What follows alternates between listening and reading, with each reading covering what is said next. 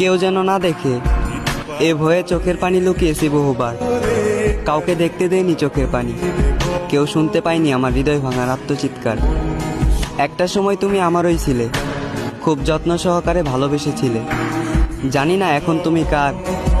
শেষবারের মতো হলেও একবার তোমাকে জড়িয়ে ধরতে চাই, সম্ভব হলে জীবিত থেকে, আর নয়তো শেষ নিঃশ্বাস ত্যাগ করার পর ওই পরপার।